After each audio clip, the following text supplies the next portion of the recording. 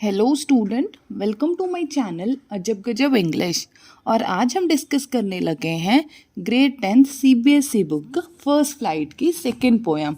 वो है dust of snow which is composed by Robert Frost. तो before giving you line to line explanation, पहले हम discuss कर लेते हैं कि what is the meaning of the title dust of snow. तो यहाँ पर जो डस्ट है वो कोई डस्ट नहीं है बल्कि क्या है, टाइनी पार्टिकल्स ऑफ स्नो। और यहाँ पर हम क्या देखेंगे कि टाइनी पार्टिकल ऑफ स्नो जो है उसे झाड़ दिया गया है। जिस तरह हमारे अगर शर्ट पे या फिर हमारे कपड़ों पे मिट्टी लग जाती है तो हम उसे झाड़ देते हैं ना, with the help of our hands. उसी तरीके से यहाँ पे कहा जा रहा है कि हम किसको झाड़ रहे हैं, डस्ट ऑफ स्नो, मतलब टाइनी पार्टिकल्स ऑफ स्नो को झाड़ रहे हैं। तो चलिए हम डिस्कस करते हैं पोएम को line to line. First stanza, पहले मैं ये बता दूं कि इसमें 2 स्टैंजा हैं और सिर्फ 8 लाइन की छोटी सी पोएम है, बट इसका मीनिंग बहुत बड़ा है। तो देखिए first stanza first line, the way a crow Shuk down on me the dust of snow from a hemlock tree. Hemlock tree क्या होता है? हैमलॉक ट्री एक पॉइजनस ट्री है जिसमें वाइट कलर के फ्लावर्स होते हैं। जिस तरीके से आपने क्रिसमस ट्री देखा है ना, उसी तरीके का ये भी एक ट्री होता है। यहाँ पर पोएट ये कह रहे हैं in the first stanza specially कि वो क्या थे, जो पोएट थे, जो रॉबर्ट फ्रॉस्ट थे, वो बहुत ज़्यादा सैड थे and because of that reason वो पेड़ जो है हैमलॉक ट्री उसके साथ खड़े थे। ठीक है, उसके साथ खड़े थे। अचानक से एक क्रो आता है। ठीक है, क्रो आप जानते हो कौवे को बोलते हैं। ठीक है, इट इज़ अ वर्ड। तो एक क्रो आता है और क्रो की मूवमेंट की वजह से क्रो जो है जब वो हैमलॉक ट्री के ऊपर आकर बैठ जाता है, तो आपको पता है जब भी कोई भी बर्ड या फिर एनिमल, जब भी कोई बर्ड और एनिमल किसी भी ट्री के ऊपर आके बैठेगा तो मूवमेंट तो होगी ना। तो यहाँ पर क्या होता है, हैमलॉक ट्री जो होता है वो पूरी तरीके से बर्फ़ से ढका हुआ होता है। तो जैसे ही क्रोज पर आके बैठता है तो क्या होता है, वहाँ पे थोड़ी सी मूवमेंट होती है and because of that reason थोड़े से जो टाइनी पार्टिकल हैं किसके, स्नो के, वो किसके ऊपर गिर जाते हैं, पोएट के ऊपर गिर जाते हैं। देखो, the way a crow Shuk down on me the dust of snow from a hemlock tree. और यहाँ पे एक चीज़ और आपको बताती हूँ, जो हैमलॉक ट्री है और जो क्रो है उसे हम मोस्टली मानते हैं कि ये अच्छे नहीं होते हैं। ठीक है, इनको हम ओमेन मानते होते हैं कि जहाँ पर भी ये हैं तो ये हमेशा सैडनेस को रिप्रेजेंट करेंगे। ठीक है, तो यहाँ पे हम क्या देखते हैं कि जो पोएट है वो बहुत सैड होते हैं। उसके बाद वो पॉइजनस ट्री जो है हमारा हैमलॉक ट्री, उसके साथ खड़े होते हैं। एक क्रो आती है और क्रो के मूवमेंट की वजह से कुछ टाइनी पार्टिकल ऑफ स्नो जो है किसके ऊपर गिर जाता है, क्रो के ऊपर, सॉरी हैमलॉक ट्री से किसके ऊपर गिर जाता है, हमारे पोएट के ऊपर गिर जाता है। तो आफ्टर दिस क्या रिएक्शन होता है वो हम सेकेंड स्टैंजा में देखेंगे। Has given my heart a change of mood and saved some part of a day I had rued। अब rued का मतलब क्या होता है कि मैंने वेस्ट करा in regret। ओके, तो यहाँ पे देखो पोएट क्या कहता है कि earlier I was very sad and I was standing under the hemlock tree. ठीक है, लेकिन जैसे ही टाइनी पार्टिकल ऑफ स्नो मेरे ऊपर गिर जाते हैं तो जो मेरा हार्ट है, has given my heart a change of mood, कि अर्लियर आई वॉज सैड। ठीक है, बट अब मैं क्या हो जाता हूँ, मेरा जो मूड होता है वो चेंज हो जाता है। और बिकॉज ऑफ दैट रीज़न जो सम पार्ट है, some part of a day I had rued, मतलब क्या, मोस्टली ऐसा होता है ना कि अगर हमारा मॉर्निंग में मूड खराब हो जाता है तो हम क्या सोचते हैं, आज का सारा दिन खराब जाएगा। और with this ideology only, with this thinking only, हम पूरा दिन इरिटेटेड रहते हैं। तो यहाँ पर पोएट ये कह रहा है कि जब मेरे ऊपर स्नो के कुछ पार्टिकल गिरे, ठीक है, तो उसके बाद मेरा मूड चेंज हो गया और क्यों, मैं पहले सैड था अब मैं खुश हो गया। और जो मैंने थोड़ा टाइम, मतलब 1-2 घंटा मेरा सुबह खराब हो गया था, बट अब जो रिमेनिंग टाइम है उस दिन का वो सारा का सारा सेव हो गया। क्यों? क्योंकि मेरा जो मूड है वो चेंज हो गया।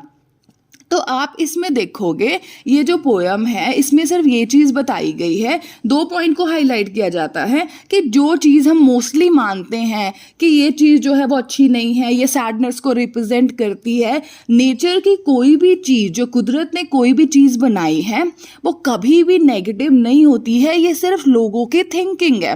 क्योंकि यहाँ पर आप देख लो कि एक क्रो है और हैमलॉक ट्री है, इसने पोएट का मूड टोटली नेगेटिव से क्या कर दिया, पॉजिटिव कर दिया।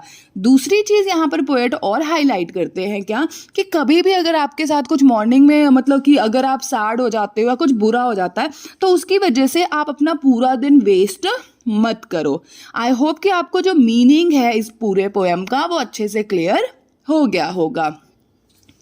चलिए तो अब हम डिस्कस कर लेते हैं लिटरेरी डिवाइसेस को। सबसे पहले हम डिस्कस करते हैं राइम स्कीम को। तो देखिए, the way a crow shook down on me the dust of snow from a hemlock tree। Crow जो है वो किसके साथ राइम कर रहा है, स्नो के साथ, तो इसको ए लिख लो। उसके मी किसके साथ राइम कर रहा है, ट्री के साथ, तो इसको क्या लिखेंगे हम, बी। तो फर्स्ट एंजा की राइम स्कीम क्या बनी, A B. Now come to the second stanza। Second stanza में देखो, has given my heart a change of mood and saved some part of a day I had rued। तो heart किसके साथ rhyme कर रहा है, पार्ट के साथ राइम कर रहा है, तो इसे आप सी लिख लो। मूड किसके साथ राइम कर रहा है, रूड के साथ राइम कर रहा है, तो इसे आप डी लिख लो। तो सेकेंड स्टेंजा की राइम स्कीम क्या बनेगी, C D. I hope it is clear to you. Now the next literary device which is used in this poem is enjambment। enjambment क्या होता है, जब एक ही सेंटेंस 2-3 लाइनों में कंटिन्यू करता है विदाउट एनी पंक्चुएशन मार्क, तो उसे हम क्या बोलते हैं, दिस इज enjambment। अगर आप इस पोएम में देखोगे जो फर्स्ट एंजा है, ठीक है, जो फर्स्ट एंजा है वो भी क्या है, एक ही जो सेंटेंस है वो कंटिन्यू कर रहा है 2-3 लाइनों में, तो यहाँ पर भी एंजाम्बमेंट है। और आप देखते हो यहाँ पे कोई भी पंक्चुएशन मार्क नहीं है। Even in the second stanza also एक ही जो लाइन है, एक ही जो सेंटेंस है वो 2-3 लाइनों में कंटिन्यू कर रहा है विदाउट एनी पंक्चुएशन मार्क, तो it is also enjambment. I hope it is clear to you. Now the next literary device is here, that is imagery। आप जब इस पोएम को पढ़ते हो तो यू कैन इमेजिन दैट कि अ पर्सन, ठीक है, जो हैमलॉक ट्री के साथ खड़ा है और किस तरीके से एक क्रो आई और उसने उसके ऊपर बर्फ के कुछ टाइनी पार्टिकल गिरा दिए, तो यहाँ पर क्या है, हम इमेजिन कर सकते हैं। तो इस वजह से कौन सी लिटरेरी डिवाइस यूज है, यहाँ पे इमेजरी यूज की गई है पूरे पोएम में।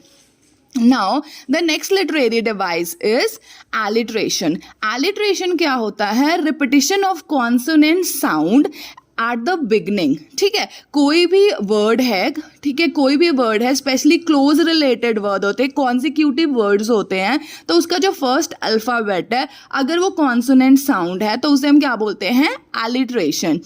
सी here in second stanza, okay, second stanza की फर्स्ट लाइन है has given my heart, तो यहाँ पे h साउंड 2 बार आया है और वो भी फर्स्ट अल्फाबेट है दोनों वर्ड का, तो यहाँ पे कौन सा लिटरेरी डिवाइस है, this is alliteration। okay, and next is also in third line of second stanza also saved some। तो यहाँ पे भी स साउंड जो है वो रिपीट हुआ है कॉन्सिक्यूटिव वर्ड में और वर्ड का पहला जो अल्फाबेट है वो कॉन्सोनेंट है, तो यहाँ पर हम कौन सा लिटरेरी डिवाइस है, ये भी alliteration।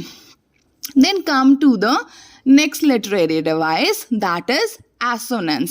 एसोनेंस क्या होता है, जब किसी भी लाइन में वाउल साउंड, जो वाउल साउंड है ए ई आई ओ यू, अगर वो साउंड प्रोमिनेंट है तो हम उसे क्या बोलते हैं, एसोनेंस। सी हेयर फर्स्ट एंजा में अगर आप सेकेंड लाइन देखो, शुक डाउन ऑन, यहाँ पे O sound is very prominent, तो here assonance is used. Now the next literary device is consonance. Consonance क्या होता है, कॉन्सोनेंस होता है जब आप जब आप देखोगे कि एक लाइन में कॉन्सोनेंट साउंड, ठीक है, कॉन्सोनेंट साउंड जो है वो यूज हुआ है। अब यहाँ पे कंडीशन क्या है कि हम एलिट्रेशन में तो ये देखते हैं कि जो फर्स्ट अल्फाबेट है वो कॉन्सोनेंट होना चाहिए, बट कॉन्सोनेंट्स का मतलब क्या है कि चाहे फर्स्ट अल्फाबेट हो या मिडल हो या फिर एंड वाला अल्फाबेट हो, कोई फर्क नहीं पड़ता, बट हमें सिर्फ ये देखना होता है कि कॉन्सोनेंट साउंड जो है वो प्रोमिनेंट है या नहीं। If you see in the second stanza last line, they had rude, यहाँ पे ड साउंड इज वेरी प्रोमिनेंट, तो यहाँ पे कौन सा लिटरेरी डिवाइस यूज किया गया है, कॉन्सोनेंस। आई होप कि ये पोएम आपको अच्छे से क्लियर हो गया होगा, सारे लिटरेरी डिवाइस भी आपको अच्छे से क्लियर हो गए होंगे। अगर आपको लगे कि आज आपने यहाँ से कुछ सीखा और ये वीडियो आपके लिए हेल्पफुल है तो मेरे चैनल को लाइक, शेयर और सब्सक्राइब जरूर कीजिएगा। Thank you so much.